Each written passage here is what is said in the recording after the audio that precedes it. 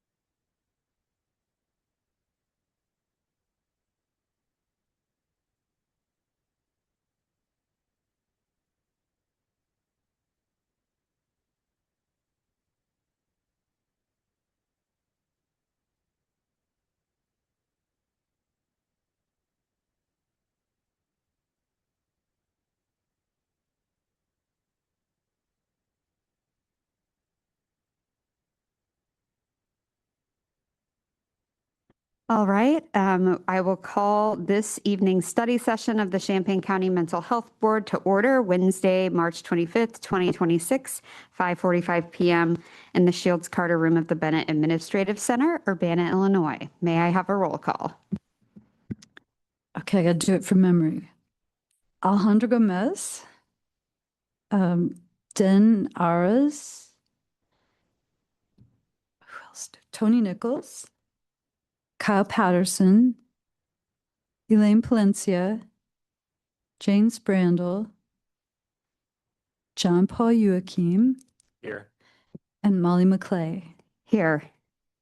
All right, with that, we do not have a quorum, so we cannot approve the agenda formally, but we will go ahead and proceed with the contents of the meeting. I guess if we do not have a quorum, then that means also no public participation.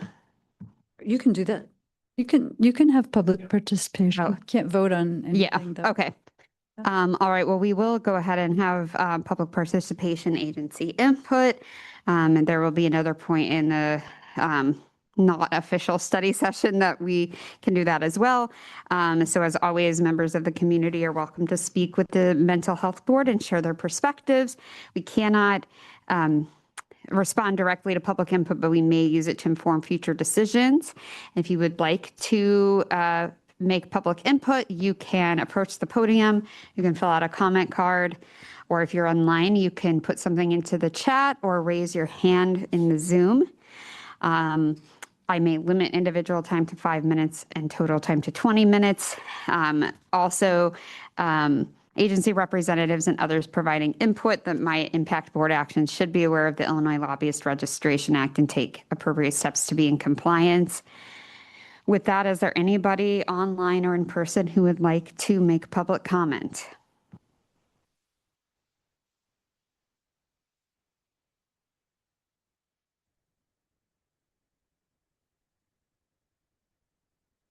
All right, it does not appear that there is anyone to make public comment right now, but there will be a time later in the meeting to do that. So we will move on to chairperson's comments. I'm Molly McClay, the chair of the Champaign County Mental Health Board. And I don't have any comments tonight because I'm very much looking forward to our presentations. So with that, I will close my comments and move to our Associate Director, Leon Bryson's comments. All right, we're jumping right to it. All right, so good evening. This evening, you'll have the opportunity to learn about two long-standing mental health board-funded agencies. First, Dr. Janice Nance from Urbana Neighborhood Connection Center will present an overview of their recently funded program, the Community Study Center, which will include outcomes, services, and youth satisfaction and successes. Following her presentation, the Rosecrans team of Melissa Pappas, Dave Kellerhalls, and Liz Miner will join us via Zoom to provide updates on their goals, services, challenges, and key aspects of their certified community behavioral health clinic model. At this time, please join us in welcoming Dr. Nance to the microphone. The floor is yours.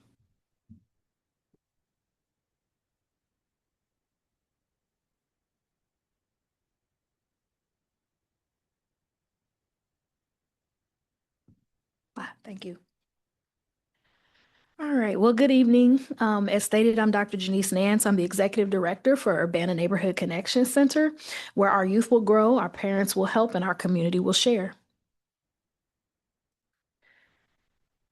So just a brief program overview.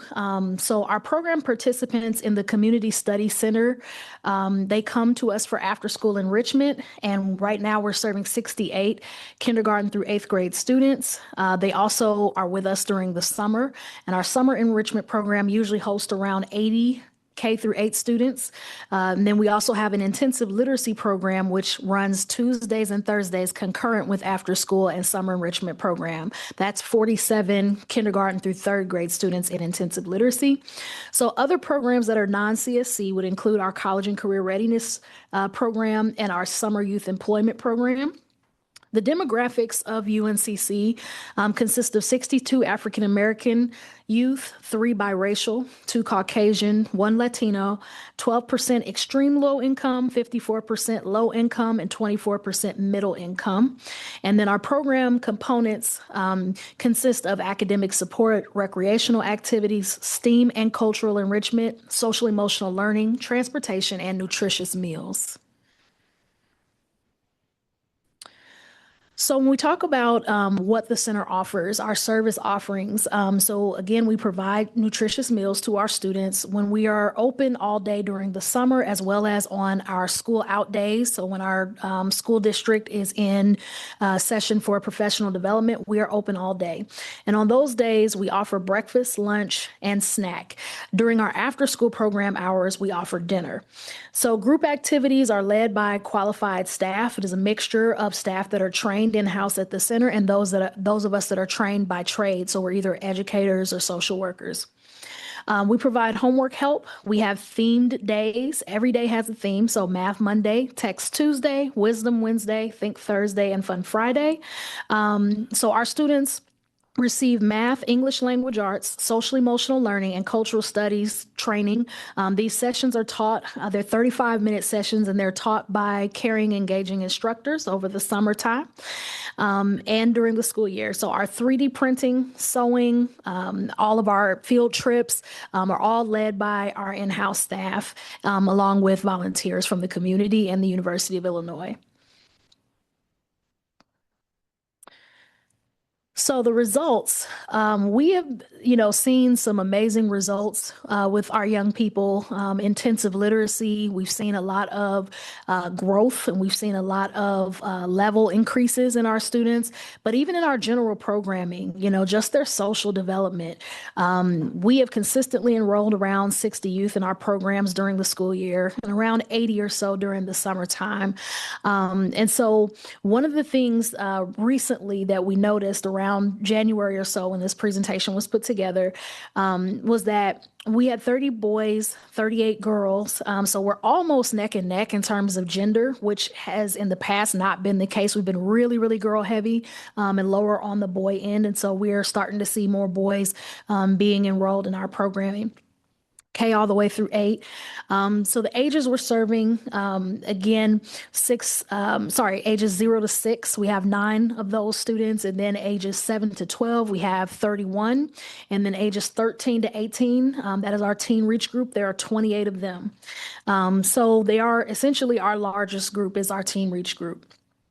And then 63 Black students, 3 multiracial, 2 white, 68 English-speaking students, 2 that speak English but also speak French, and then 1 that speaks English but also Spanish. And so we have a very diverse group of students with unique needs and challenges and interests that we address at the center. Some of our program highlights or notable accomplishments. So in 2025, we celebrated 15 years of service to the community. It was our first gala that we had at the iHotel. It was a very well-attended and well-supported gala. We also hosted our first basketball game with the Urbana Police Department at the new Wellness Center, which is right around the corner from our center. And I'm trying not to laugh, but I'm still trying to figure out how I was put on the team to play. So every time I think about it, it makes me laugh. I thought I was coaching, but anyway, it was a very fun experience for our youth and our staff. The addition of an online application feature. So for several years, I've wanted to make things a little bit more accessible for families who can't come to the facility or that have trouble getting to the facility to fill out an application. So I wanted there to be a way for them to fill it out online. Recently, I worked with Solitude Marketing, which is a company ran by a friend of mine, and they actually got us up to date where parents can go online and enroll their children from our website, which is a really nice feature, but we do still keep in-house physical forms as well. We have four new program participants, and actually I'd like to add to that because again, this was created in January. So we have 12 new program participants. But at the time when this presentation was created, we had ages 6, 8, 9, and 13. And so we do have a few more, as I stated, several in the Teen Reach group and then 2 in our K through 2 group. We have had 0 Black male school suspensions and 2 Black female school suspensions out of the 68 that are currently enrolled, which is a 0.03% suspension rate for our African American students. That is one of the goals that we do track at the center. We have had 0 school expulsions and 0 criminal activity amongst our youth that we serve. Our family literacy program recently concluded, which actually I'm going to retract that statement because we actually had to cancel a couple sessions due to weather early on. So we are actually still in the family literacy program, but we are finishing up within the next couple of weeks. So it's a 10-week program with 10 families that we've brought in to work with them and teach them how to work with their young people on building literacy skills at home and just some quick and fun, easy ways that they can engage their youth in reading if they are resistant readers. Other recent community engagements. So we have gone to the Parkland Planetarium to see the Prairie Skies Light Show and the Season of Lights. That was our first, for many of our students, it was their first time going to the planetarium or even realizing that it exists in our community. That was a trip that I was very proud of and very happy that we were finally able to get them out there. And then we had our Black History Month kickoff in honor of Janice Mitchell. That is an annual event that is open to the community, and our students participate in that. They perform, they do tributes, they also set up tables. So our students are running the show. We pretty much facilitate and bring the materials, but they run the show. They host the program. They do the program flyers. They host the Black Inventors Display Table, the information tables. So it was really neat just getting a chance to see them, again, run the show and be a part of this event. Community partnerships for our programming. So these are people that come in voluntarily and work with our kids. So we have the CU Fab Lab, which is it's a community-facing STEAM-oriented program that sits on the campus of the University of Illinois. And then and I apologize, I hope I don't butcher this. It's either Bridgewater Banks and Lewis or Banks Bridgewater Lewis, but BBL, Music Academy instructors come in and do music lessons with our students as well.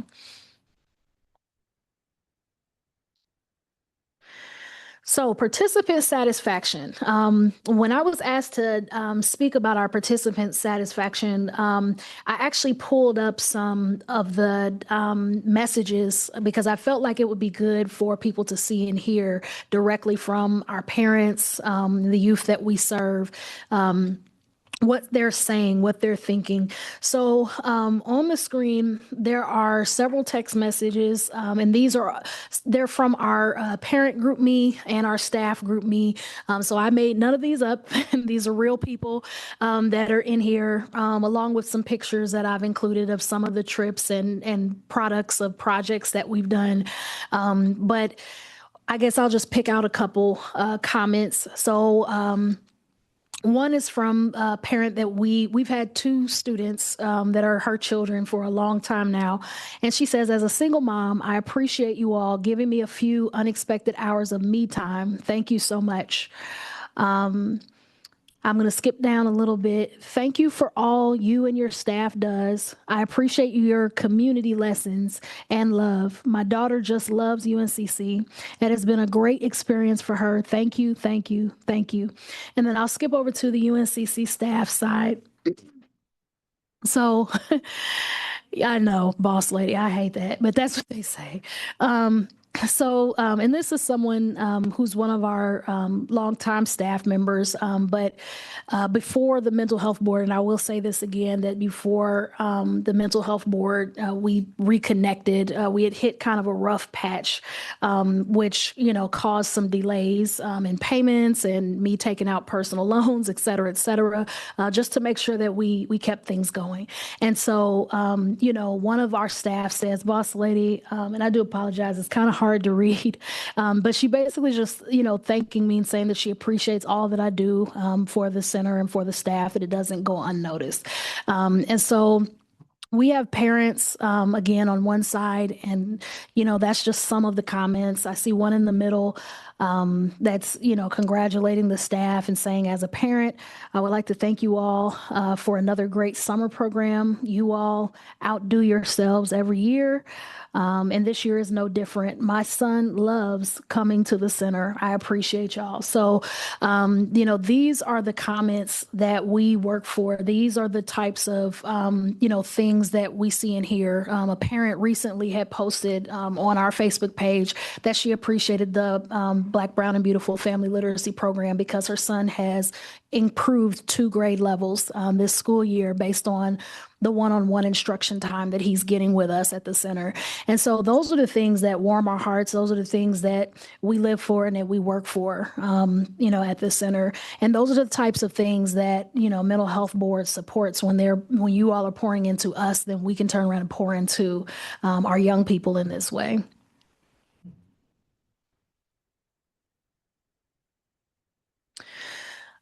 So just a few obstacles or constraints. On June 13th of last year, our newest vehicle, it was a 2024 Ford Transit 350. I traveled to Springfield, I believe, to get that one. Yes, to Springfield. And so we didn't even have it 6 months and it got wrecked. It was totaled by an oncoming car driver. So the good thing is that there were no children aboard the vehicle. Our driver was the only one that was impacted, and she was able to get treated pretty quickly. Everything's all good now. But again, the van is totaled. And so that took us down a vehicle and, makes routes a little bit longer, pickup time a little bit longer. But we make it work as best we can. Space continues to be an issue. It's a good problem. It's a problem that I know is not unique to the center, but we definitely are getting more and more requests, especially now with us having that online website up and going. And we've got people are asking every day about, when our summer applications will be available. And we are working on that. And so, that growth, we're only expecting it to continue to grow, and with the word getting out there more and more, and with us getting more people to help us with our marketing and our advertising, I just can only expect that we're going to have more of a request and more of a need come into our door. So that, of course, is again a good problem, but it is an obstacle or a constraint, if you will. So future objectives. We want to purchase a new 15-passenger vehicle to replace the old one that we had. We are hopeful and prayerful to take ownership of our now 16-year property at Urbana Neighborhood Connection Center, 1401 East Main. That is our home. I spend more time there than I do at my house, and most of our staff are there with me for part of that time. And so, it really is our home and our kids' home during the summer. So we want to try, at some point to look at possible expansion of our space to service more youth and families, an installation of a shed or storage space for optimization. So our game room right now is being used as both the game room that our students play in and do team building activities in, and it also doubles as a storage space, which takes up some of that room that they could potentially be using. So I've applied for different funds to try to get a shed bolted to the ground outside, in our yard. And we just have not, come across that yet. But at some point, we'd like to cross that bridge.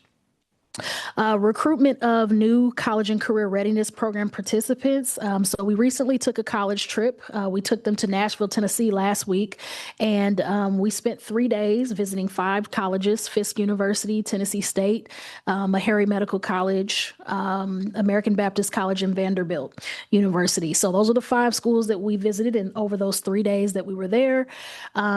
And, it became real that we have a 2-year-old that started with us when she was really even too young to be in the program, but she was with us all day, every day. And now she's getting ready to go off to college.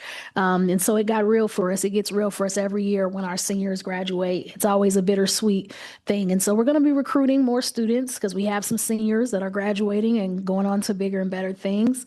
And then the continued provision of quality programming and services, is always our goal, and to make sure that our 5 core programs, as well as our additional programs and our additional initiatives like the garden and the closet, stay up and running. So we are continuously fundraising. We are continuously seeking funding opportunities just to make sure that we are keeping things afloat and able to serve the people that we're serving and to expand those efforts.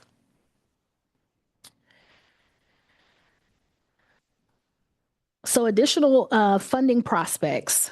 So some of our current funding sources are listed there on the screen. I won't go through all of them, but just, to point out a few: United Way of Champaign County, the City of Urbana, and then of course Champaign County Mental Health Board, and then other potential or future funding sources. So again, I've been applying, and I'm going to continue, because I feel like at some point you'll get 1,000 no's, and at some point they got to give you a yes. So I'm going to apply again for the Community Foundation of East Central Illinois funding to try to get a shed when they come out with their capital grants, and then the Illinois Department of Commerce and Economic Development, as well as community support from donors. So some relevant success stories. I've talked about a few, but here's just a few others that I'll highlight. So we had a 7th grade student that was tested at the center. He came to us reading at a 2nd grade level, and he is now reading on a 5th grade level. I personally have tutored this young man.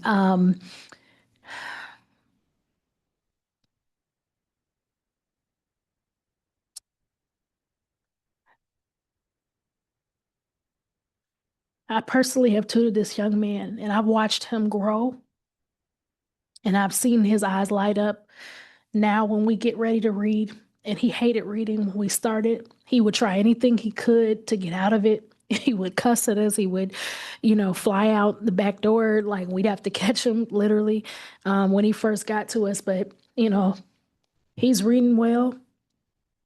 He looks forward to it now. He'll come find me if I forget. Dr. J, are we reading today? So I'm just super excited and happy to see his progress and to see where he's at now, not just with literacy, but socially as well. In December, we had our College and Career Readiness Alumni Panel. 4 of our former program participants, 3 college students and 1 tradesperson, returned to the center to share insights with our current high school students. This is something we do every year over their winter break. And recently, we also had one of our students who's at Fort Wayne in military training. He came back and was like, "Do you remember me?" And I was looking at him like, "Do I?" It took me a second, because he's like full beard and mustache now. He towers over me. And I was like, "Sir, I don't think so." But then the more we got to talking, I was like, "Oh my God, like, yes, you were like 3rd grade. And, back when I was working with your group as a staff member, I do remember you." So we have that happening. And then in May, we will celebrate the graduation again of 3 of our high school seniors, all of whom have been accepted into the schools of their choice. So we have been really, really diligent about making sure that they've gotten in their essays on time. We've had Illinois Student Assistance Commission come and do financial aid workshops with them to take some of that load off of the parents. And so we are excited that they are getting to that point.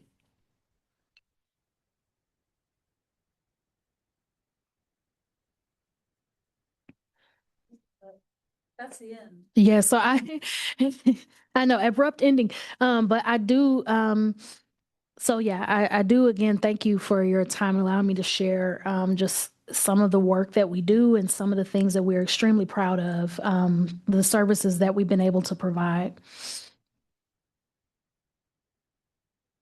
Hey, thank you so much for sharing. We have a small but mighty crowd here tonight, but thank you. That's great. Opportunity for board and staff to ask questions and make comments. Yeah, I like to go first. I noticed that you're sweating because you have some water in your eyes, and I don't, it is kind of hot in here, so I get it. As you were talking, my heart got bigger and bigger and bigger. I appreciate what I heard, and I just took a few notes. And I'll just bullet point it. The parents group me. I love that. I know that your program is a youth and family centered program, and so where the youth and and the families' voices are being heard, Yes. which is key. Um, Providing food is essential when you're working with youth. And I also love the online application. Question that I have for you is, you mentioned you're outgrowing the center. Could you describe what would be the ideal center for you? Oh man. If you could have it your way. I'm gonna say two things. One of them, I don't even know if I should say, but I'm gonna say it. Just because, this is ideal. This is my vision. This is what, I have seen many times as I've driven through town and on the way home, on the way to work. I see it one of two ways. Either we keep, we always want to keep our home base, and I, would imagine we either keep our elementary primarily housed in that building, our K-5, and then across the street, there is an empty lot that's been vacant for years. It's a dart lot, but it's not actually connected to that factory building. It's just an open lot across the street with nothing and no one ever uses it. And at some point, if we can get the capital funding, I would love for us to build something for our teens in that space. And something our staff have asked about for years, and something my mom, who founded the center, really wanted was a gym. And so we either build a gym onto our space or we just use that area as a teen center. And then we take our kids around the corner to the new wellness center if they come up with a group rate as I've asked. And so if not, then we build onto our teen center to have a gym. Now that's one way. The other way that I envision it to work in our expansion would be the lovely building that is around the corner that we used to take our kids to all the time, the Brookins Center, has a phenomenal gym that I grew up playing in Saturday mornings, hooping basketball. Our kids love playing over there. There are true offices over there where you don't necessarily hear all the noise through the windows like we do. That is designed more for our children. And there are whole rooms this size where people can do activities and not have to do as much, to try to make it work, because they're already workable spaces. And so either, we get that Brookins building, or we get a building across the street from the center and we split up, do our elementary and our teens. And at a certain point, we come together as one UNCC family to do activities in one facility, or like when we have our end of the summer dinner, we do that across the street. But those are the two ways that I see it. Either we get that whole other big space, or we build onto the space that we have and just get one situated across the street. Thank you, Dr. J. I think you'll get there. Thank you, Mr. Bryson. What can we do to help you get Brookins? I love Brookins and I miss being there. How can we, should we beg the county board to just donate Brookins? I don't know if they like us that much that. Yeah.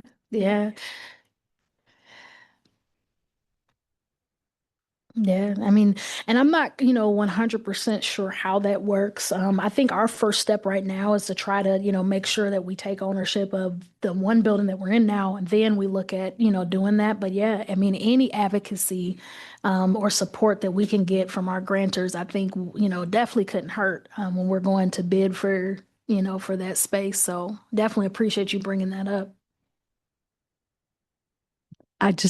Brookins shouldn't be empty. It's such a great space. I'm sorry to jump in. This is a board conversation. I mean, I used to play soccer when I was a kid. The Banner Park District would have their soccer games over there. Yep. on the field.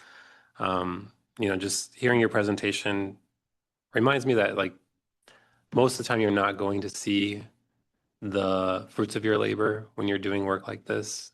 You get to see some of it. Obviously, you don't get to see the whole life path these kids follow that they wouldn't have otherwise followed without this program, and it's really great to see. Because you're not only, helping these children grow, you're also helping the parents grow too and learn about their kids and how to help them succeed and thrive. I mean, it's a great program. Definitely, what we need more of. Definitely hard to build quickly, it takes a long time, you know, and it takes a lot of effort and just persistence, and you definitely have that. I did have a couple questions on like admission. Is it just first come, first served for application, or do you guys like kind of try to make sure you have a certain mix of different backgrounds for like socioeconomic status, academic success, things like that? So we don't really have like disqualifiers or anything like that. It really is, based on who signs up. So kind of like a first come, first serve. But I mean, the reality is we don't really turn children away. And so even like what we do usually is like, let's say we're getting ready to enter a new term, like we're getting ready to enter summer in a few months. So usually our students that were already at the center during the school year would kind of have like first dibs. So we'll open it up to those parents first and we'll notify them like, hey, we're getting ready to open up. They still have to submit a separate enrollment form, but they'll know it's coming up, and then they can, if they want, then they can fill that out first. And then a couple weeks later, then we open it up and we start putting the information out there to the schools and to the community and through our Facebook page and stuff. So that is kind of how it works. It's like we just start with those that are already in the house and then kind of open it up from there. But nothing like in terms of income or socioeconomic status or Like academic anything. challenges or like, No, because even with that, like we have, and that's one of the things that on our enrollment form, like we do have to ask, if a student has an IEP, an individualized education plan, or they have a 504 plan to support their learning. And the reason why we ask for that is because when we're doing those courses, they are taught by licensed educators over the summer. And so we want to make sure that whatever accommodations they need, they're getting even over the summer, even though it's not the school year. that's really great that you have someone that has all that background to do all that and help those kids in that way, not just someone that has a great heart that wants to just volunteer but doesn't have like the expertise to really help kids that might have other challenges that they may need help with. Thank you. If you, yeah, I saw that you had the literacy, intensive literacy. Is that just everybody, just generally, or is that for specific kids who have academic literacy challenges like reading, writing, learning difficulties? So the program is designed for kindergarten through third grade. So all of our kindergarten through third graders go through testing. So they go through a testing first. And then if they test out of the program, so if they're reading above grade level, then they're automatically tested out of the program. And we still do reading activities with them, of course, and Text Tuesday stuff and all that, but they don't, meet one-on-one with an instructor to do that intensive stuff, the phonemic awareness and all that. So it really is just designed for K through 3, but we have had some students that like, a young man that I mentioned that I work with, we also put him through intensive literacy training as well because he is in 7th grade, but he's coming in at a 2nd grade reading level. And so we will make those adjustments when we need to with a student. Yeah. And I guess for anyone listening, like the most important factor in a person's life is their reading level in the 3rd grade. Because after that, you're no longer learning to read, you're reading to learn math, history, science. And if you're behind at that point, really hard to catch up in life after that.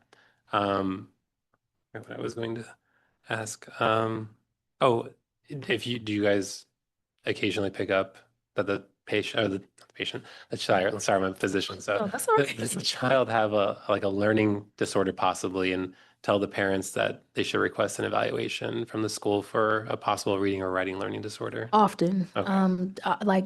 I think next Thursday, I want to say either Wednesday or Thursday of next week, I have a meeting that I'm going to with a social worker and teacher administrator at one of the schools. That's really great. To support the parent. The parent will be there as well. But yeah, we do definitely make those observations, and then we do, recommend or suggest, getting an evaluation if we see something that, is concerning or something that we're like, okay, this is an unusual challenge or this is an extreme challenge for this student at this level. Because you seem to have more one-on-one experience than say a teacher may with her or his classroom of like 30 people or 30 children. And so you might be able to pick something up that maybe someone else might have missed. So Yes. that's really great. I do really like the diverse funding that you guys have as well. The only other question I guess I had, it's kind of a strange one, not too relevant, but didn't the insurance cover the car being totaled, or did you have to use the money for other things that for the agency. Yeah. To the B, we did get a refund on the vehicle. It was not exactly what, what I know it never is, and you I can't buy the know. same vehicle with the money they give you, right, from No. insurance. So, Yeah. but kind of keep the doors open, if you will. We had to, use that along with those personal loans. So, yeah. Thank you so much for being here. Appreciate your Yeah, you're welcome. presentation. Thank you for having me and allowing me to talk about what we do.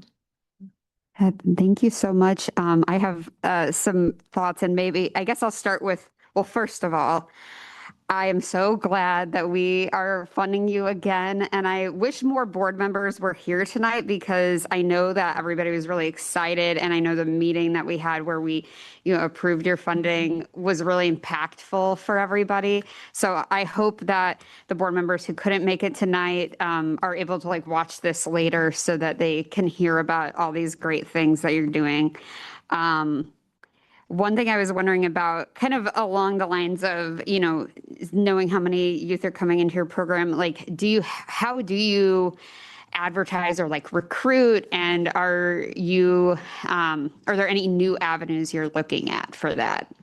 Sure. So, we've always traditionally participated in community events, large scale community events. So in the summertime, we take our tent out, our tablecloths, we're packing up all of our materials and giveaway items, and we're going out to King Park, Douglas Park. We've even been out in Champaign, Centennial Park, and places like that for the Bright Star event that happens out there, and Juneteenth, Jetty Roads Day, CU Day. So we're at all the community events to recruit, to share with community members the resources that we offer in the programming, but then in the schools as well. And I think that's one of the unique things about my mom's position, who founded the center. And then I fell into that. So then my position, being both a district family liaison and an executive director of the center, is that, having that ability during the day, as I'm in and out of different schools, to drop off our flyers and say, hey, I'm gonna put this on your front desk, for when families come in, or, hey, parent teacher conference is coming up. Can I post this? I'm just going to get some tape and tape it to the glass windows. And so, and we're giving it to teachers as well. We're emailing it out through Skyward. So there's a lot of different methods we use in the schools, in the community, but then even just our social media. So all of our staff, once, if I update our flyer, or if we have an event coming up, or when we put out the scholarship information, stuff like that, we create a new flyer each year, and then our staff share it from their personal social medias. I always encourage them to do that. And then I share from my personal social media, but then it's also on the center's page as well, for people that follow the center's page. And so we try to keep that updated. At one point we did have, to answer your question about new avenues, at one point we did have an Instagram page. It's not active anymore, but we are working with one of our U of I volunteers to try to get that back up and going too, because sometimes, as they say, a picture is worth 1,000 words. And so sometimes less text and more picture, or more short video clips can be more impactful. And so we want to get our Instagram page up and going again. I know how hard it can be to keep up with the social media type stuff, but I agree that that would be a great avenue. And I'm glad that you have, that students are getting involved. Because I remember when I moved here for my MSW in 2009, because you guys opened right around then, right? Correct. Yeah. Okay. Because I remember hearing about it when I first moved here, and then I saw a lot of friends and students that I've worked with getting involved. But I think having, sometimes having worked with a lot of U of I students, sometimes they're like, I want to do something, but they're just kind of milling around. So them being able to contribute actively to something like that seems really helpful. I was just really struck by you talking about the student who how he changed from trying to run away from reading to wanting to read. Because I think sometimes we underestimate the importance of reading. I think kind of in both directions, that not being able to read has like detrimental impacts on mental health. There's so much, I mean, I'm a therapist, and a lot of people I'm just working with on like feeling shame about all these different issues in their life. And I can imagine that being a huge one. And then on the flip side, being able to read and having that is such a lifeline for people to like, that's something that nobody could ever take away, is the ability to read and to have that as an option when there's a lot of other things that are like so difficult around us, to be able to be like, I can sit down with a book and read, and I mean, at times escape. Yes. It's huge. And hearing you like talk about how that unlocked for that kid was just magical. So thank you so much for your work. I did want to ask if you would share the story about the basketball. Oh gosh. So If you're willing to, yeah, if you don't want to, it's no, okay. It was hilarious. Well, it wasn't that day because I thought I was gonna die.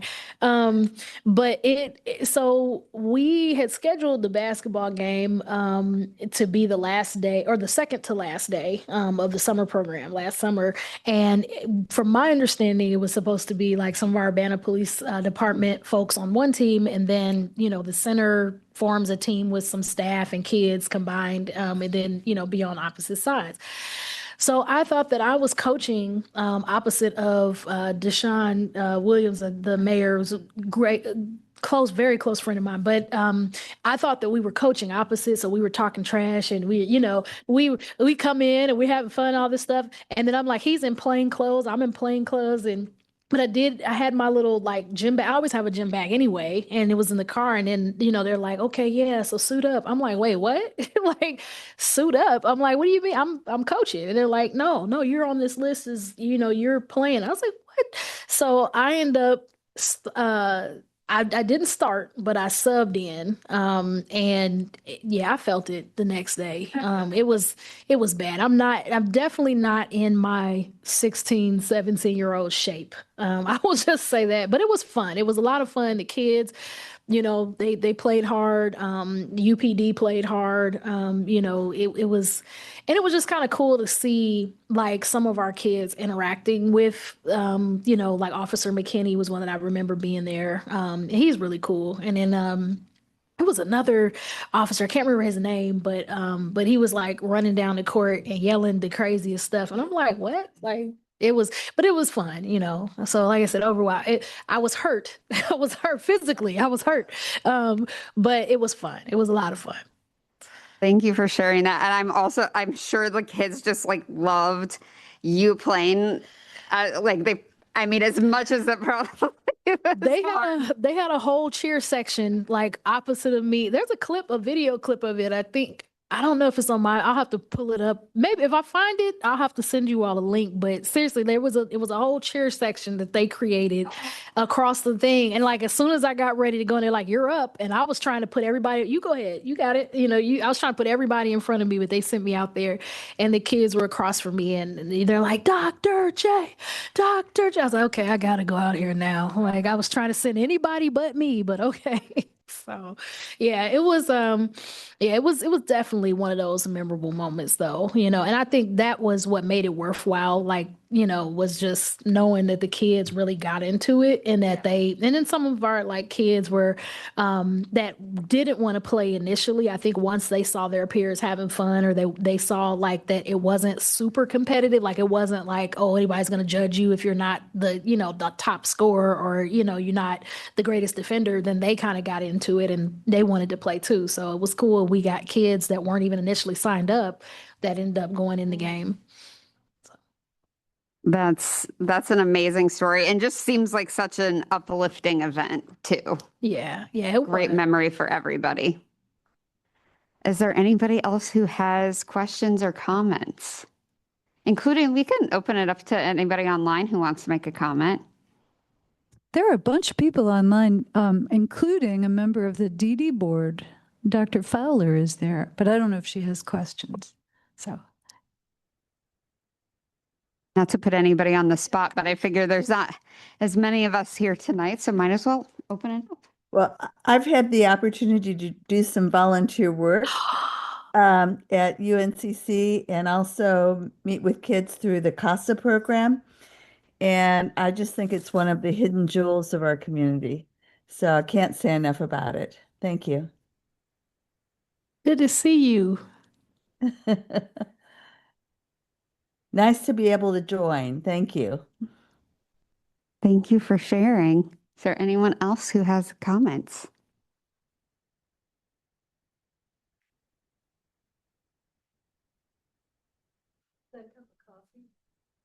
Dr. Fowler's cup of cappuccino or whatever that is looking really good. Thanks.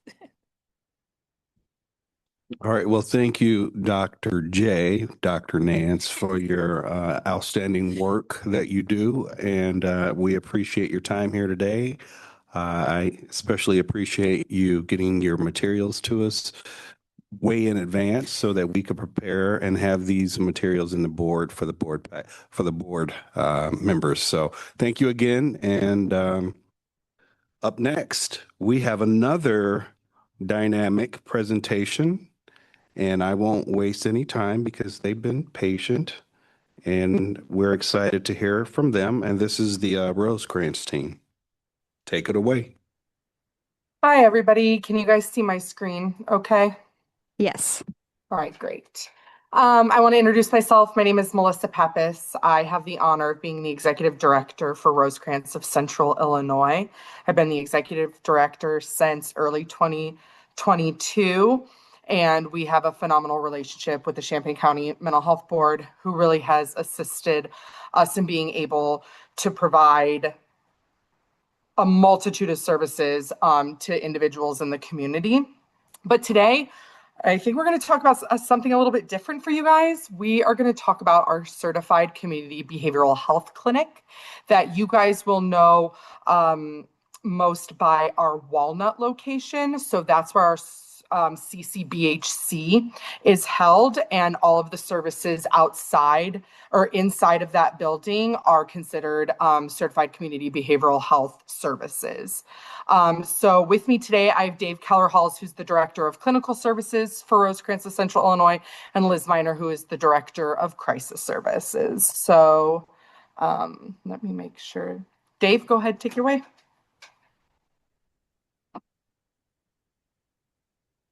I'm going to do a quick mic check because I'm using earbuds and sometimes it's funky when you try to connect. Okay, good. It's all thumbs up. Yes. Thank you for allowing us to come speak with you about CCBHC today.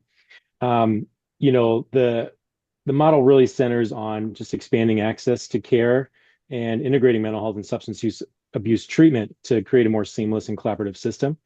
Most of you who have been, either in the field or had some encounters with mental health and substance use services, they sometimes were quite siloed in the past. And Rosecrans was one of those as well. That caused, you can think of an example of someone coming in for mental health services and during the assessment, someone's like, well, you've got to take care of this substance use issue before we can see you in mental health, and then so they switch them over to the mental health side, whether it was a different agency or a different department within the company, and not a great first impression for an individual coming in for services. And so that's something that is one of the cores to CCBHC, which we are thankful for, because we understand that it's got to happen at the same time. It doesn't have to be one or the other.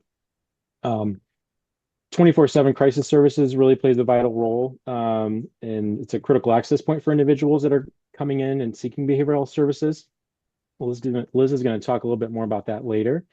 But the model puts a strong emphasis on recovery, wellness, and trauma-informed practices, and is really designed to meet the unique needs of our community and ultimately improve our overall outcomes and well-being. Scope of services. So we've got, in order to be a CCBHC, you've got to have these 9 core services. Liz is going to get into those in the next slide. But if for some reason you as the agency doesn't provide that service or directly provide that service, you can partner with DCSOs, which stands for Designated Collaborating Organizations.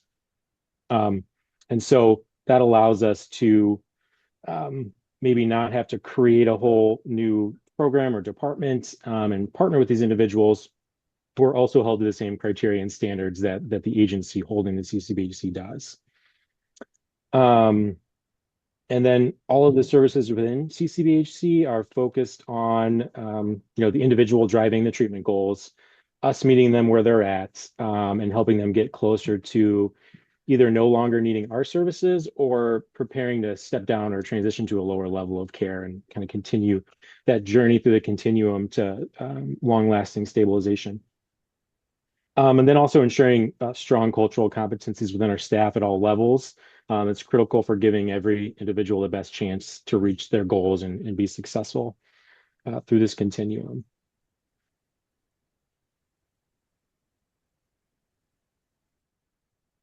Okay, I'm also going to mic check because it like muted and unmuted really fast. Good, thank you, Dave. All right, hi, good evening, everybody. So really with CCBHC, the core services that we have to have in order to be the CCBHC, or a lot of them were services that we were already providing, but the CCBHC really allowed us to really put more intentional effort and clinical focus into what does this look like for full holistic and human-centered care. As Dave mentioned, I will get very in-depth on the crisis services one on the next slide. But really the 9 core services are 24/7 crisis access, screening, assessment, and diagnosis, client-centered treatment planning, outpatient substance use and mental health care, primary or outpatient primary care screenings, targeted case management, the psychiatric rehabilitation services, so talking about psychiatric medication access and the things that go with that. Peer support and family supports, and then a continuation of intensive outpatient community-based services with a focus on veterans. The one piece of CCBHC that was really cool for us as an organization is it really allowed us to put a bigger emphasis on peer-led recovery. So we have a phenomenal team for our peer support team. It's comprised, I believe, we're up to 6 phenomenal peers from the community who work with clients who are interested in services, maybe pre-contemplative, have some questions, or maybe have been through services before, but want a more peer-centered approach. So they're partnered with a person with lived experience and they walk them through their entire treatment process. So that's something we've been really excited about with CCBHC. The other component, so starting from the top, so crisis services. This was not new to Rosecrance. We have been providing 24/7 crisis services in this region for quite a long time. The biggest difference with the CCBHC is that we now also have to look at crisis-based substance use. So that really what that looks like is post overdose. So people who present at emergency departments, either for intentional or unintentional overdoses. MCR, mobile crisis response, now also serves as an access point to helping give that person education about medication-assisted recovery, but also giving in-moment referrals for outpatient or inpatient level of care to help treat their substance use disorders. We do and continue to carry Narcan, things like that, in our community bags and things like that. And then we do have access to MAR within 24 hours of a referral being made post-event. Another core service for the CCBHC is psychiatric services. The Champaign County Mental Health Board in the past has helped us with youth psychiatric services, which really allowed Rosecrance to get a solid foundation of providing that youth care to Walnut that we didn't really have previously. Now we have multiple psychiatric providers that are able to serve both our youth and adult populations. What the psychiatric services really focus on is that medication education. We have a lot of clients that we see take their medications when they feel bad, and then when they start to feel better, medication compliance sometimes dwindles. And so that education piece is huge. We have providers going to groups or talking to families about how important medication compliance is in someone's treatment. We also take time in talking about how families and caregivers can really take a central role in the psychiatric services that we offer. We also have all of our psychiatric services services integrated into our other community services. We have an assertive community treatment program that is an intensive case management program for the seriously mentally ill population in our community, where they have their own nurse, their own psychiatrist, and their own caseworkers going out and providing treatment in the community, in their homes, where the individuals feel the most comfortable and spend the most time. And that integration has been huge for stabilizing this population of individuals who really struggle with, isolation and, difficulty with follow through of services. We have a phenomenal psychiatrist that is fully dedicated to the ACT program. So we are incredibly honored to have him. And then we also added a piece of dietary education for our clients, because the CCBHC, like David said, and Liz said, it's really a holistic approach. So it's also about physical wellness, and really collaborating with community partners. Ascend here in Urbana really helps with the dietary aspects. They also offer disordered eating services for individuals that come into treatment, and that is the struggle. So we've really been able to expand and partner and get people care that they need that otherwise we weren't able to do. Next, David's up to talk about mental health, outpatient, and substance use services. Okay, and as you look at this slide, again, not much different than what we had been doing before CCBHC, but a few things that are newer in that, like, the mental health and substance use has to be integrated. You may have a few individuals that may just have one or the other, but oftentimes someone suffering from substance use issues, there's probably an underlying mental health concern.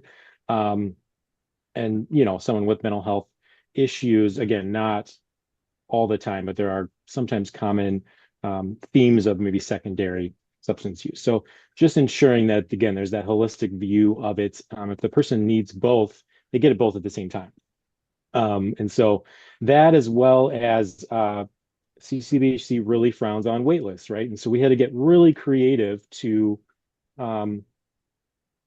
get people in quickly. And so peer support comes into play, a big part of that, in that someone can start seeing somebody, getting some of the emergency case management needs met while they're being assigned their clinician.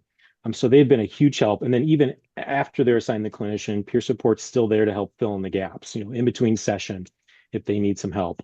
I think maybe someone goes into more detail on that later, so I'll stop there. But the other thing that is, I think, exciting is that we've always pushed and been focused on evidence-based practices, but it was really hard to track in terms of how are we ensuring that our clinicians are using it consistently and appropriately and to the model.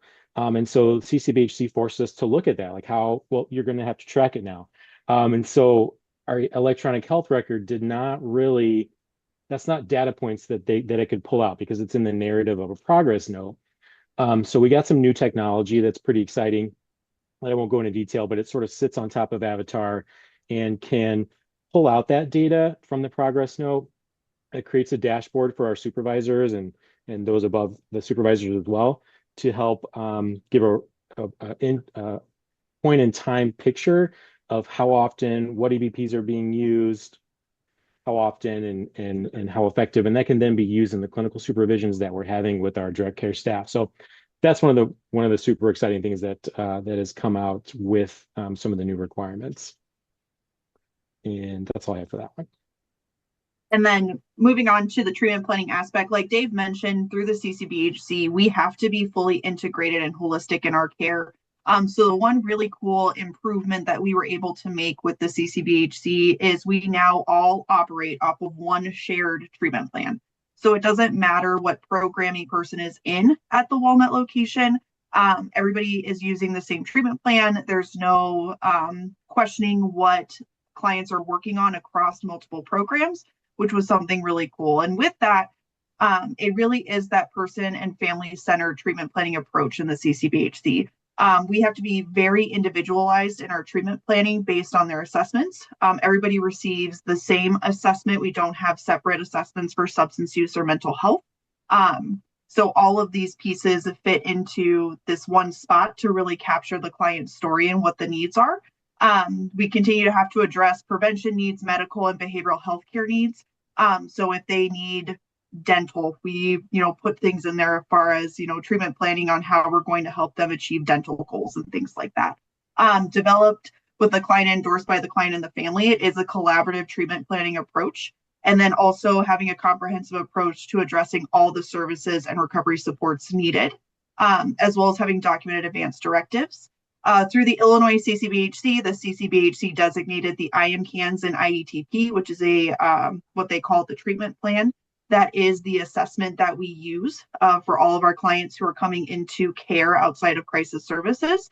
But then we also have to do treatment planning following any crisis events that happen. That's done through the state safety plan, as well as other prevention plans and things that we do along the way as we get people who've had a crisis connected to care. And then the next piece is care coordination. The CCBHC, this is one of the biggest focuses that we have to have, is how are we care coordinating across not just Rosecrans CCBHC programs, but also with other community providers. So we have a pretty big emphasis on those pieces. We help assist clients with their appointments at other providers. So peer support and clinicians and the whole care team really works together on what does it look like for a client's week. A lot of their clinicians or staff that are working with them help them keep their appointments straight, help them schedule or reschedule depending on what the needs are. Also looking at how we can help them with benefits like their Medicaid and other public assistance. So making sure that they continue to have access to needed services with minimal financial impact to the client. We are partnered with Promise Healthcare, or FQHC, and a couple other entities here in town to help with the care coordination expectation pieces, especially when it comes to primary care. We as Rosecrans, not primary care providers, but we have wonderful partners in the communities who help bridge that gap for our clients. We also have to track our clients' admissions and discharges from inpatient, like hospital stays, residential facilities, ER visits, things like that. So we have a really cool software. We use ADT and IHPA, and those help us track where our clients are after they sign an informed consent for it. So we get real-time updates as to what's going on with clients and what their needs may be. It's been super valuable when clients maybe have relapsed, overdosed, or needed higher level psychiatric care, keeping their care team in the loop. And then also with the care coordination, it requires not only care coordination amongst the agencies, but also we have to include very specific people in that care coordination process, depending on the client's needs. So including schools, other welfare agencies, criminal justice agencies, things like DCFS, DCBYS, other human services organizations, the VA, and other acute care hospitals. All right, so workforce. So yeah, the CCBHC model is built on multidisciplinary teams that include licensed medical clinical providers, case managers, crisis clinicians of various specialties and areas, peer support specialists, all that bring a strong level of expertise in their respective disciplines. So we're very lucky with Rosecrans to have a pretty robust talent acquisition team that helps us find all these individuals that we need and hopefully in a timely manner and kind of take some of the weight off of the individual like hiring manager themselves so they can do the work on the ground with supervising and managing the program, as well as an entire department dedicated to staff education and development. And so that comes in handy quite a bit. That it takes a village to make this happen. And so to have those two components has been super helpful in making it possible. And so the staff development is supported through comprehensive training plans focused on all the things you see there and more, and ensuring that on a regular basis that these competencies and training components are not only being completed, but they're being applied, and that there's observation within even individual sessions and groups of a clinician, no matter what their level of expertise, veteran or new, is having a periodic sort of peer review and observation as to ensure that the things are going the way that they're supposed to. And then, of course, leveraging our DCOs to ensure that that they're doing what they're supposed to do as well, since we are also, held accountable for our partners. And so making sure we have strong partnerships with them and transparency to make sure we're all on the same page and delivering the same quality of care. So now on to maybe the less exciting items, which is kind of the financial component of a CCBHC. So the state of Illinois received a demonstration opportunity to be a CCBHC demonstration state by the federal government. So HFS is the partner that oversees the CCBHCs. And how CCBHCs work is it goes off of a perspective payment system. And so Rosecrance gets paid per Medicaid encounter, and it's a rate that every single organization receives, and it's based on the cost that it takes to provide the service. So nobody's PPS rate is the same. They're all different because everybody's costs are different. And then those costs go into what the rate is. And the goal of CCBHC is to come out at nothing. At $0, right? Because the purpose of it is that you are fully able to pay all of your expenses. And that's what the PPS rate will allow you to do. And the PPS rate fluctuates.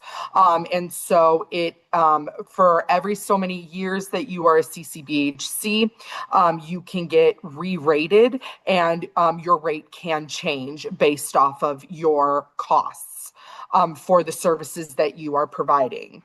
The thing about the PPS rate is that we only generate a rate if an individual has Medicaid. So the CCBHC is primarily focused on individuals with Medicaid, family, adults, youth, that there is no age range for services for CCBHC, but the primary component of it is you only are able to generate a bill if they have Medicaid. If they are unfunded, self-pay, or private, you do not generate any rate. So the service that you delivered goes, it's non-reimbursable. However, that is okay because that is built into our costs. So the philosophy of CCBHC and the philosophy of Rosecrance is that nobody gets turned away, regardless of funding source. When you come into our facilities, you will receive the same services as somebody that has funding. And so it has been an honor to be a part of this demonstration because we don't have to be concerned about providing services to unfunded families, and those individuals don't have to be worried that their services will be cut off if they lose their funding, especially in the political climate that we're in right now, that it is an incredibly scary time. Another bit to this is that a PPS rate is only generated one time per day. So if a client comes in and receives 4 different services, we only get reimbursed for one of those services. And so that is also, though, taken into account when you're looking at cost. But it is something that is very different from a fee-for-service program. A fee-for-service program, you bill. You bill however long that service took, and then you are reimbursed what Medicaid or the insurance organization feels that service is worth. And we all know that rate is never how much it costs to provide that service to any organization. Rosecrance is not special in that. There are tons of organizations in this community that have to accept a rate that we all know is unacceptable. And what CCBHC does is it takes all of that into account and reflects that in your PPS rate. So you are getting the reimbursement for, like I said, what that service costs. It's taking into account all of the individuals that are struggling with losing their funding. And it is allowing places like Rosecrance, thresholds, heritage behavioral health. These are all CCBHCs in the state of Illinois to continue to be able to service individuals that don't have funding because of these new rates. But it does come with a catch at times, right? We all know that a lot of our clients are in a multitude of services. And we know that when they walk in that door, we want all of them to get that service that day, because sometimes we don't know when we're going to see them again. And so oftentimes clients are getting 2 to 3 services in one day. Only one of those services is a qualifying rate. And so there are challenges, right? There are significant challenges to becoming a CCBHC. I wish it was all rainbows and sunshine. I do, for the most part. It has been just an honor and such a phenomenal experience that we have been able to take part in, along with the 19 other CCBHCs in the state of Illinois. But some of the challenges that we see are staff turnover. We had to expand some of our programming to meet the requirements and add a significant amount onto our staffing plan. We have launched new programs in the community, and some of those are very niche programs that you're really looking for, sometimes those unicorns in the community who have such a dedication to a certain population, and that could sometimes take time to fill. So staff turnover and really not turnover. Our turnover has drastically decreased since we started CCBHC, but really it's about staff vacancies, having to open up these new positions. And we know that filling positions throughout central Illinois can often be a struggle. Another challenge for us is that unfunded population. With this current administration, we know that clients are losing their benefits at a quite alarming rate. We are honored to have the Champaign County Mental Health Board fund our benefits case management program. You have funded that program for so many years, and that is the sole focus of that case manager, is to ensure that when clients are losing their Medicaid coverage, that she engages with them immediately to get them to get their coverage back. Anybody that walks through our door, the first thing that we ask is for their Medicaid card or number, and we're able to look them up in our system in the state system immediately, because at times we are the first people to let them know their coverage has lapsed.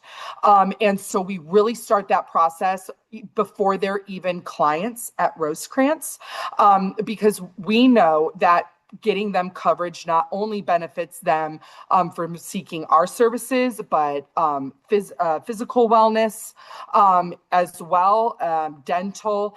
So it's incredibly important for the community that we get them covered. And so being able to have that benefits case manager work on getting people their coverage back, or get them coverage they've never had it before, we have found has been incredibly essential to the CCBHC. Rosecrance is also incredibly unique in the sense that, yes, we have a CCBHC, but that we offer a multitude of other services that are traditional fee-for-service or residential. So we are constantly having to straddle both sides of the line, because residential programs are not considered CCBHC programs at all. And there are also other programs that are not covered under CCBHC. And so these are two completely different systems that they only overlap by treating the clients that are in them. Outside of that, the payment systems do not overlap, and we also cannot share staff. So the staff have to be separated as well. And so we offer, like I said, a multitude of programs. We have our substance use residential program, our recovery home, our crisis residential center. We have supervised residential, our Springfield house, where we house individuals with serious mental illness, teaching them independence skills so that they can live independently. We have our supported residential, where we have mental health housing options for individuals, and that's permanent housing for them, where they can live and receive case management services for us for the rest of their lives. We have one of the largest prevention programs in the state of Illinois. that is embedded in a multitude of school systems, really teaching our youth preventative care. We also have our entire Danville location, which is all substance use services. And then we have our Kankakee location, which is both mental health, substance use, and crisis services. So the CCBHC, although it is incredibly important to Rosecrans of Central Illinois, it is just a fraction of what we do in this community and the services that we offer. And I know everybody's thinking, but Melissa, you haven't mentioned the behavioral health urgent care, and I haven't yet, because the news is not the best news. The state of Illinois originally stated that the behavioral health urgent care was going to be mandatory for all organizations that received the CCBHC designation. They have since gone back on that and have removed it from the CCBHC. Rosecrans was already knee deep in construction of our behavioral health urgent care, which is located on the backside of our Moreland location. And we knew that we had really leaned on a lot of community involvement for that program, and we were not going to stop that build out or that service and promise that we made to the community. So we have gone ahead and went through and have gone ahead with finishing construction, and we will be opening up that program at the 1st of June because we made a promise to this community that we would bring a behavioral health urgent care. And so we are not going to go back on that because the state is thinking some things over. And so that is not considered a CCBHC. It will run like a traditional fee-for-service program. That program is amazing. It is a walk-in program where individuals can walk in, be dropped off by loved ones, be brought in by ambulance, fire, police, and really they will immediately be triaged to see where their needs are. Do they need to go to residential? Do they need to be hospitalized? Do they need to go to crisis stabilization? And we're able to do that in person and take care of them in their immediate moment of need. And so this is going to be a phenomenal program that has medical out of it, that has clinical services out of it, and the most important, will have a plethora of peer support staff in it, because we have found that having those peer support components in our programs have the greatest success for the clients that we are serving. And then, of course, the state has also decided that they may change the crisis system of care. And that is going to potentially have a huge impact for Rosecrans because we are embedded throughout the state of Illinois providing mobile crisis response services. We have very limited information on that, but it is something new that will potentially be coming down the pike, and just something that we constantly have to make sure that we are prepared for. So that is the end of our presentation. And we just want to thank you for allowing us to come and discuss what's been going on at our Walnut location. Thank you very much to all three of you. Opening it up now for board members and staff members. And then we'll open it up after that to anybody on the Zoom. So we can start with board and staff. Any questions or comments? I do. Hi, Melissa. Hi. One of the beautiful the bright spots of my job is, and it may not be as bright to the agencies, but when I come out to do a site visit and I get a chance to talk with you about what's going on in your, with your programs, you have you, Dave and Liz, just gave us a wealth of information about what's going on, right? And I was going to give you a scenario because I think sometimes, you can really find out what's going on with an agency when you put them to the test and you just ask, some basic questions, but you kind of answered a lot of the scenario component that I had for you. But I'll just ask it anyway. First of all, I love the one shared treatment plan for clients. I love it. I think it's a great idea to be able to pull different teams together to review just one plan with that said client. It just makes it streamlines everything. I also appreciate the 24-hour crisis access point. I think that's very critical. The peer-led recovery. Who knows better than a peer, right? And then the family voice in the psych services. Love that. So the scenario that I'll just briefly mention is there's a 40-year-old man. He lives in Sedoris, right? So kind of rural, I guess, if you kind of rural. He's an alcoholic. He has major depression. He's not, he lost his family. He has no income, no insurance. He's a diabetic and he can't find his purpose anymore. So he's got all these things going on, a myriad of things going on. Who's coming out there to see him? What's the next steps to go into Sedoris to help this gentleman? I'd say Go I'd say ahead, I can Liz. help it if you want, Pappas. So I think the one cool thing about the CCBHC is there's no such thing as a wrong door. So the 40-year-old man struggling with alcohol use disorder and major depressive disorder, and it really could be any of our teams who get first contact, depending on where the referral comes from. Those are people we treat every day. If it's major depressive is the major issue that day, it could be mobile crisis response going to their home to see them and see what we can do to help provide them better care or give them more access to care. Sometimes it's community-led referrals that then launch into our community support teams and peer support that can go out or make contact with them to see what their needs are. So there really is no wrong door of what the next step is. I knew you would answer that question. You kind of already provided the answers. It feels like this model, the CCBHC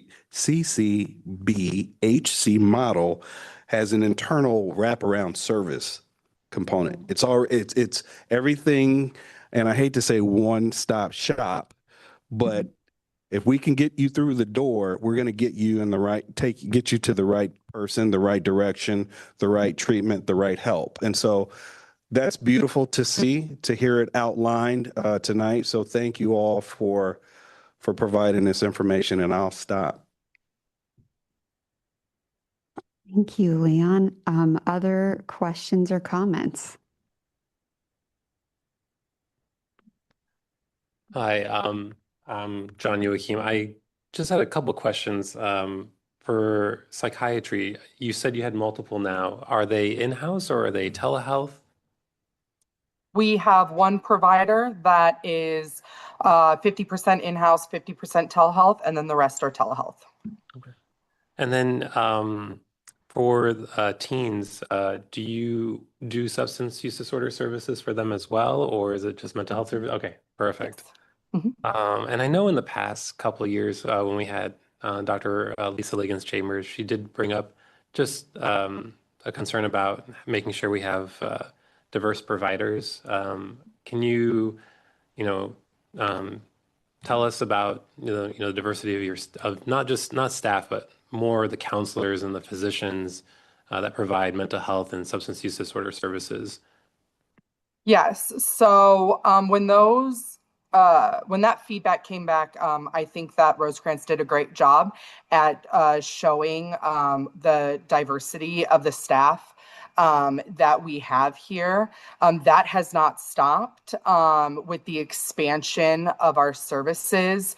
Right now, we are really focused on trying to hire individuals that are bilingual.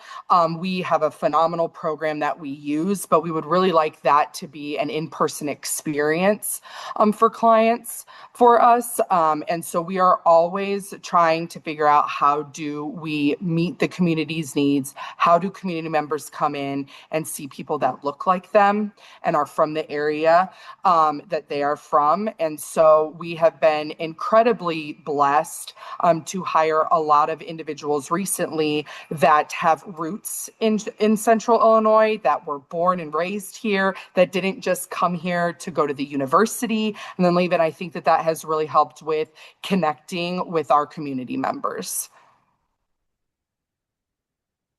So currently, do you have any counselors or physicians that say like speak Spanish, or any African American counselors or physicians? Yes. Yes. The majority of our programs are employed by persons of color.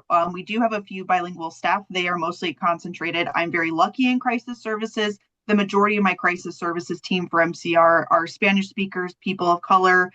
We have a French speaker and quite a few Arabic speakers as well on that team.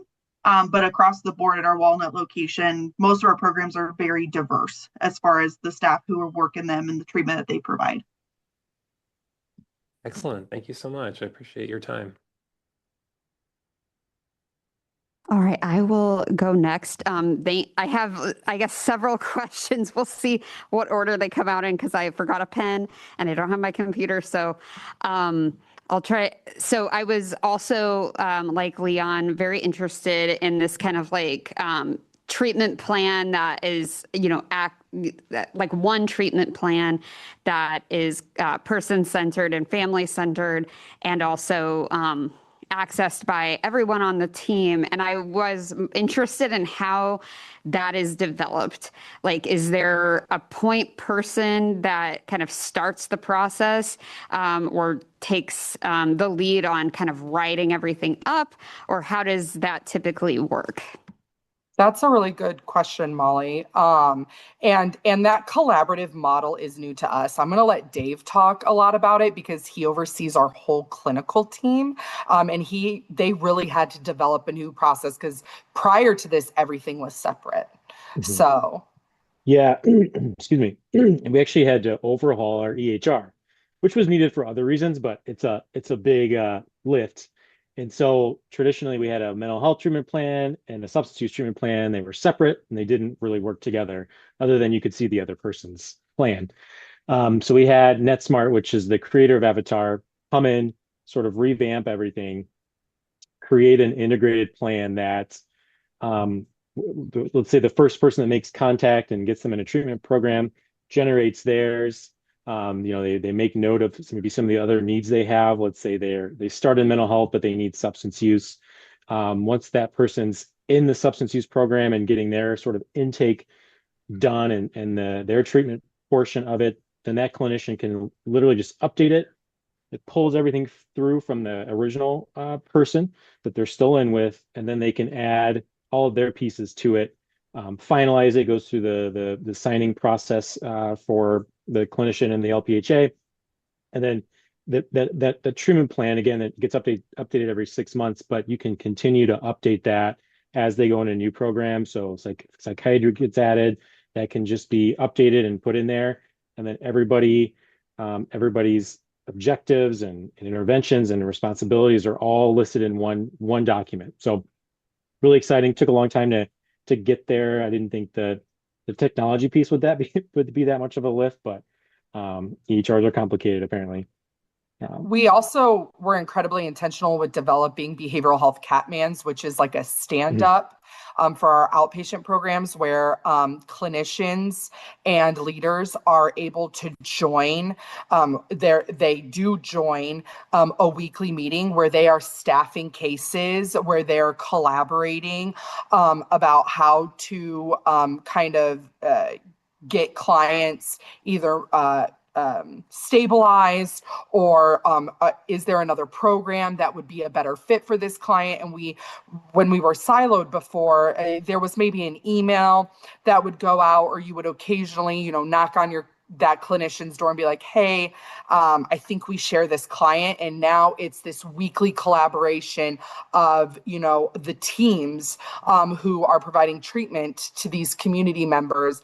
And we've seen not only an increase in our successful discharges for our clients, but we've also seen an increase in the retention of our clients staying in their programs, because it's not just one individual helping this person. It is an entire team of people. Yeah, that all is very cool. And as a therapist myself, I was imagining like the overhauling process of like, just knowing how in my EHR the treatment plan is like built. And I was just like, how do you even do that? But it sounds like, maybe whoever the client first sees kind of kicks it off, but then each clinician is able and to come in and add to it. And I guess how it sounds like the client and their family are involved with that too, but like, does the client sign the treatment plan? Like, what is their involvement? Yes, Yep. the client has to sign the treatment plan for it to be valid, right? We need them to be invested in their treatment just like we are. And so they are able to review their treatment plan, and sometimes they'll disagree with it. And so we go back and we will update it so that we get them to a point where they believe in kind of the services that they are going to be provided and what the expectation of the clinician is as well, because on that treatment plan, it outlines what we are going to do to assist them. And so it holds us accountable in the client's eyes. And we also could have families sign the treatment plan, especially if they're taking a central role in the client's treatment. We really want that family involvement because we see success rates skyrocket when the client has a support system outside of Rosecrance or Promise or Courage Connections. We really want that family unit and that support system while they're in treatment. Thank you very much for sharing all those details. I mean, it does seem like an ideal way to do treatment planning, especially with, I have clients I have my clients sign the treatment plans, and some of them are like, I've never even looked at a treatment plan from a therapist before. So it's really good how involved they are and that they can invite other people like from their family to be involved too. I was also curious about the technological piece about like lifting the evidence-based outcomes and information out of I was just curious if you could share a little bit more about how that was constructed and how that works. Yeah, I can speak a little bit about that. So we finally convinced our IT department to let us leverage AI, but it's not the AI that you would think of in terms of artificial intelligence, scouring the depths of the internet. It's actually augmented reality, which is more controlled. And so this company that created Elios, it's Eleos, it initially was a note-taking assistant so that it would help our clinicians be a little bit more clinical in their documentation, make it easier for them in terms of making their work reflect in the note much better. And so that it just started out as like a note-taking assistant. And then they said they also have a product that was for supervisors, that was this sort of compliance dashboard. And so as well as like kind of scouring for the EBT uses within the notes, it also it has other components that it's tracking. Well, like the use of the program itself, I believe even progress in terms of how the client's doing based on the progress note. So it's super fascinating. We've got the note-taking piece. We're still the compliance dashboards, I think, still sort of in the works, but we've been able to look at it and see some of the basic stuff, like how many staff are using it. We're really trying to get buy-in. The idea of AI is scary, even though it's not actual AI. It's augmented, controlled, not scouring the depths of the internet. So we've had a lot of very resistant clinicians that finally tried it and said, oh my God, I love it. So we're seeing a good buy-in. It's a slow adoption, but it's getting there. And I think the possibilities that it provides, not only for the clinician, but for us as supervisors to help us ensure things are going the way that we're expecting them to. That's really great. I'm excited to see where it goes. What's cool, Molly, is it sits on top of our avatar, which is our EHR system. And so it's just a little icon that once a client consents to it, we're able to activate it. And then that's kind of how it moves throughout the system. We really were incredibly intentional on on why we wanted Elios, and we really wanted to figure out how do we give back to our clinicians. Oftentimes when we do staff surveys, paperwork is exhausting and burnout is incredibly high because of all of the things that you don't get into this work for, right? We don't get into this work to write a note. And we don't get into this work to, spend all this time on our documentation. And so what Elios, which is the tool that we use, offers is that pressure is taken off of the clinicians, and it's able to help them through their own words construct documentation that they then have to go in and edit. And it does not create the note for them. It just creates the template that they could use then in Avatar and for their note.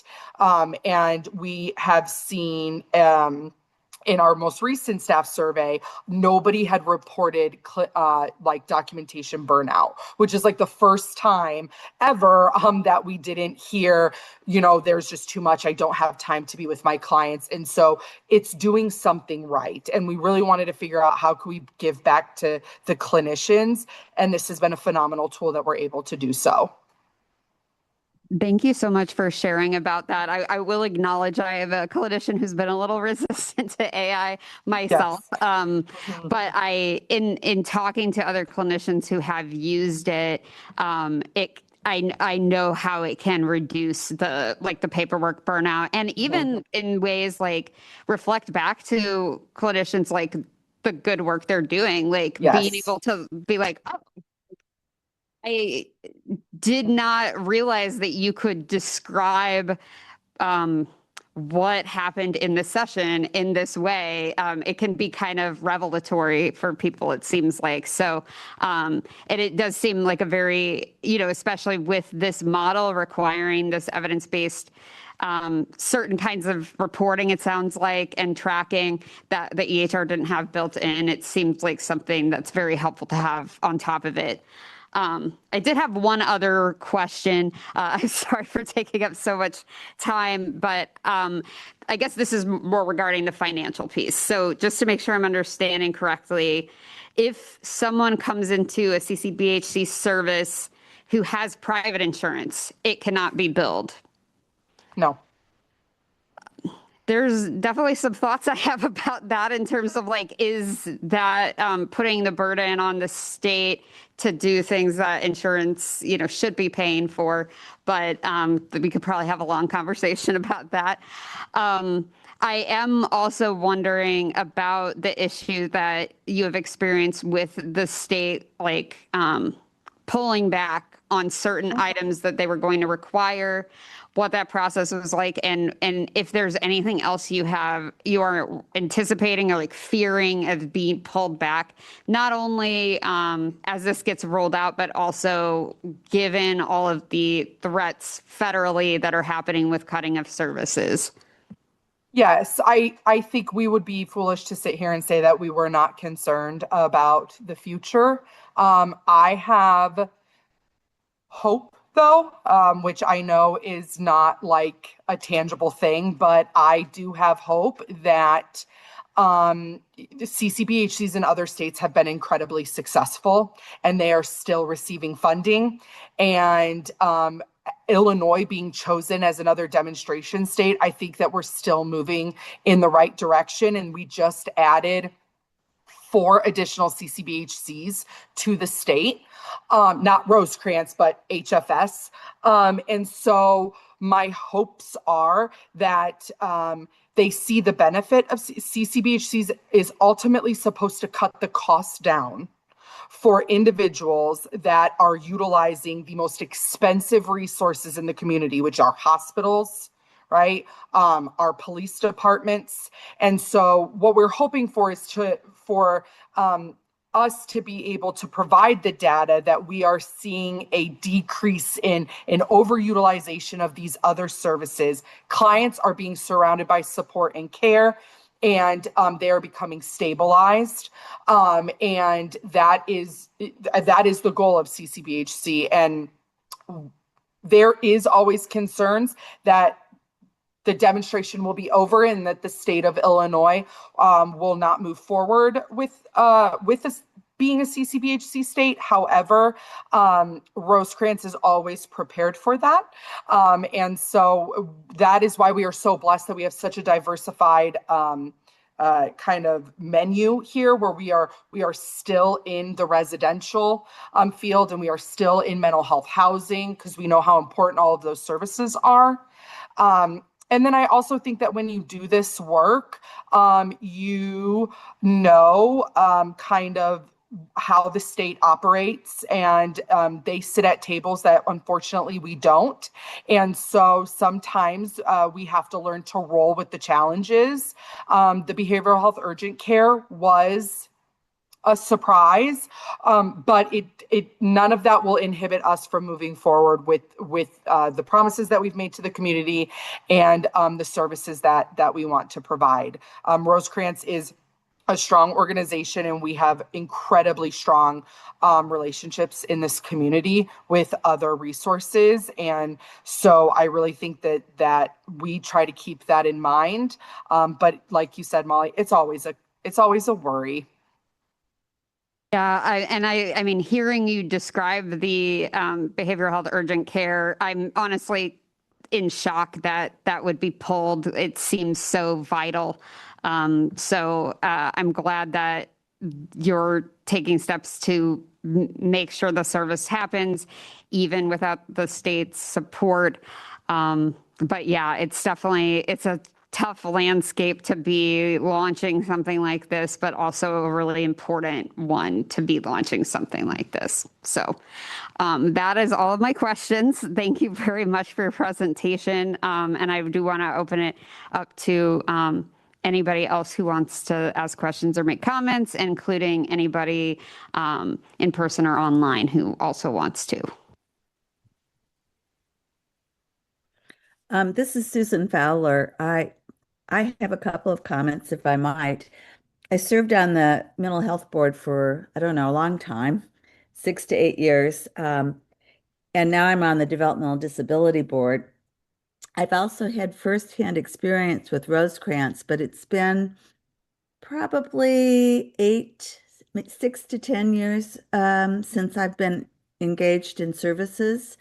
I happen to also be a parent, and as my son was completing high school, there was a desperate need, I thought, for a dual diagnosis program to serve people with learning disabilities, developmental disabilities, and mental health issues.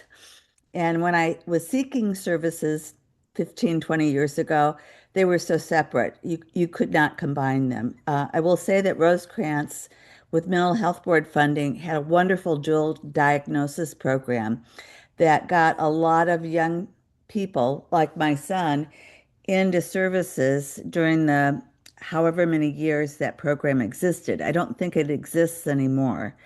I will also say that the case management program in Rosecrans made it possible for us to get on the PUNS list and to get Social Security and Medicaid. Fabulous. I don't know that we would have ever figured it out on our own. My concern with Rosecrans a few years ago was that there was such a barrier between substance use and mental health. And I can't tell you how excited I am. I was once told when I went in to Rosecrans that one clinician could not speak to another because one clinician was on the substance use side and the other was on the mental health side. And services completely fell apart for several individuals that I knew. And they ended up in urgent hospital situations because of the failure for that integration of services. So I can't tell you how excited I am about the change. I don't know when it happened, but I can only compliment you on it. So my comments are, I know Rosecrans has been incredibly important in this community. It's been funded for a long time through the Mental Health Board. It was at one point funded jointly with the DD Board for the dual diagnosis program. I know that I'm on the DD board and we're funding a dual diagnosis component through the RPC. Um, I would like to encourage Rosecrans, I think, to think about what a difference their dual diagnosis program for mental health DD did back in the teens. It was fabulous. And it wasn't just to get people on puns, it was really uh, extremely helpful for dealing with the frustration that people with significant learning disabilities or intellectual disabilities have when they're so close to being able to participate in the community, but they're stigmatized and they're different. And the mental health part made a huge difference. Now, I know your plate is full, so I'm encouraging that, but I can't help but do that because it was so important. The other thing that I would like to really emphasize is the importance of having that other dual diagnosis of substance use and mental health now integrated because we walked away as users from Rosecrans, my family, because it wasn't. And I don't know that the world knows that, the community knows it. Um, I don't know how coordinated referrals are from, for instance, Carl Emergency Room to Rosecrans. Maybe they are, maybe they aren't. But I think there's still a huge gap in our community in information for families who are addressing multiple issues of mental health, DD, and substance abuse. So thank you for what you've shared. I have hope again in Rosecrans, hearing that you're doing that. But uh, that's all I can say. Thank you. Thank you. Is there anyone else who would like to make a comment? Go ahead. Hi. So I'm actually glad that I stuck around and I wanted to hear you out. Awesome presentation. But I just had a few questions. I kind of like combine all three. The first question that I had, so I know you mentioned that you all provide youth psychological, or excuse me, psychiatric services. Are your psych services on referral, or can a family just kind of come in, or would they need to be referred by like a social worker or? No, there's no wrong door. It could come in through a referral. It could come in a walk-in. Somebody could call and get a phone assessment right away. I mean, we really wanted to break down the barriers of getting individuals into treatment. So those are all ways that an individual can get into any component of our care, including our psychiatric services.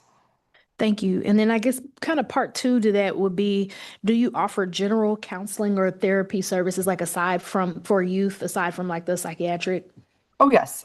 Yes, we offer youth case management services. We offer youth outpatient services, and we have multiple youth therapists. So yes, we offer all of those services outside of our Walnut building. Awesome. And then the last question I had was, would you all be interested in reconnecting? Is that something that, I mean, and I know that's kind of like an on the spot question. You may not even be the people to ask that to, but I'm just curious. I know it's been some years, but Rosecrans and UNCC did have a partnership where Rosecrans were coming in, professionals were coming in and doing workshops on like substance use for our teen reach group. And then also we're doing like some youth dating violence prevention stuff and some other workshops. I think our person that that we had just moved to a different place, and then we like lost that connection, or we never really got a chance to pick up with a new person. But we'd love to have that. And again, even like built into our summer. And even if it's, if that's too soon to do summer, maybe we could look at next school year. But I would love to have that again, like those workshops, and even maybe some career talks. I'd love to have some of your clinicians come over and speak to our college and career readiness program students about like your path that you took to becoming therapists, or, like different challenges and how you've overcome them and that sort of thing. So we have panels like that. We love to have some people from Rosecrans maybe come over and do some of that too, aside from the workshops. Well, you are one lucky duck today because you are talking to the right people. We are the people that you talk to. And so absolutely, we would love to continue that. I'm going to put my email in the chat, and you could just email me directly, and I will get you connected to the individuals that will help support all of the things that you just talked about. Awesome. Thank you. I love this. Glenn, do you want to go? Yeah. I know that folks are probably tired. I'm sorry. We do have some snacks here, and hopefully you'll have snacks wherever you are too. Okay, so I've been following the drama of the CCBHC for a long time, since the beginning. I'm going to spare you the kind of attitudes that I've heard around it for all these years. But I'm familiar with it from the perspective of advocates and the political side of it, how it came to be. I can't even believe that it hasn't been abandoned yet, right? Like, this is an idea that's not really new, that people understand will work. And so we only large scale do it for a couple of years, and then we abandon it again and call it something new 10 years later. So I'm really happy that it's lasted this long, and that even in this very difficult last year and a half, the funding hasn't been pulled. So, wow. But I have a few questions, like just within inside of that, and then I have questions that are just like Rosecrans, not CCBHC. In the same spirit of like where I can't believe that the thing is still happening, like it has taken a long time to accomplish the changes in the law, which allow you to communicate across systems, right, forever. And this might be a really outdated concern, but should I continue to jump on if I see any kind of paperwork reduction legislation, such as let's not use IM cans anymore? Like, I remember people leaving the field because of IM cans. Okay, so if I see that, to really get behind that kind of legislation, okay.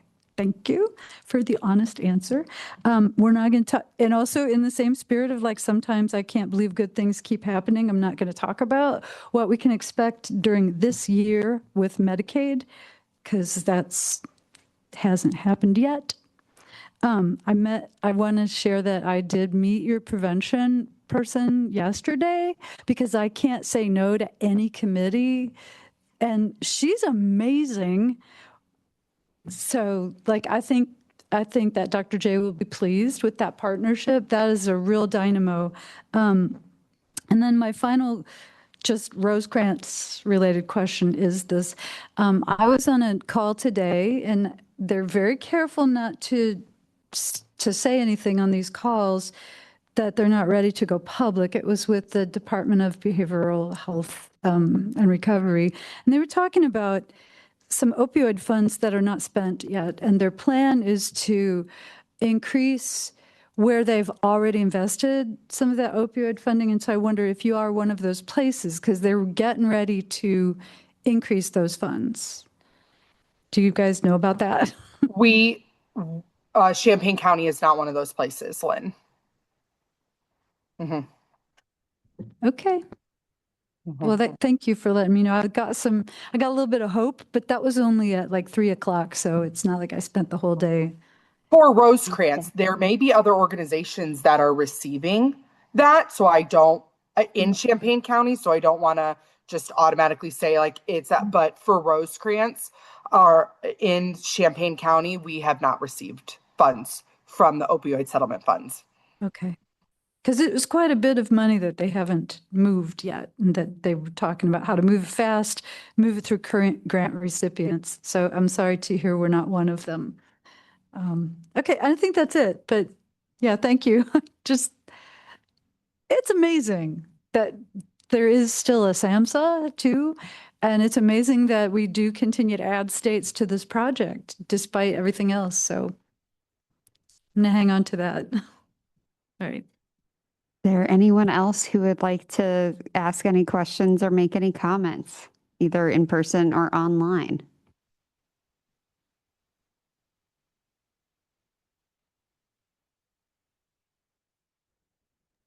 I just want to thank Jessie Heckemuller for all of her nice comments in the chat. Hi, Jessie. Her and I go way back. We did our masters together at U of I, so it was nice seeing you in the chat tonight. Absolutely. We truly appreciate the partnership and the collaboration over the last year. So, and I know it goes way back, but I think there's been an intensity to it over the last year that's been really appreciated.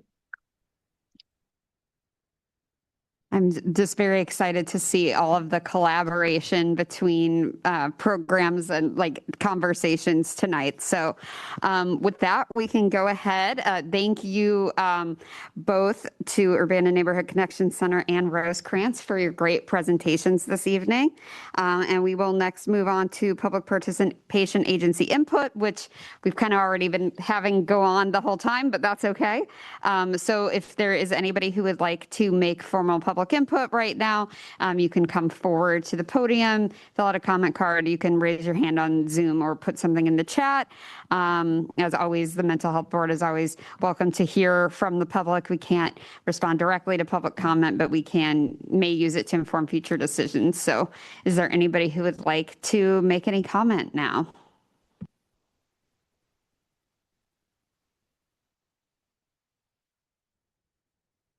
No one in person or online. So with that, we can move on to board announcements and input.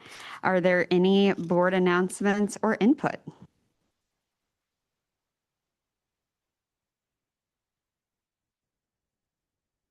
Other than, I guess we'll sort of merge this announcement into the final piece, which is to adjourn. We will have a meeting and a study session in April, where we will have business at the April 22nd meeting, but we'll begin our kind of public review of the applications we've received for PY27. So those would be April 22nd and April 29th. And with that, we can adjourn for the evening. So next meeting will be April 22nd at 5:45 in the Shields Carter Room of the Bennett Center in Urbana. Have a good night, everyone.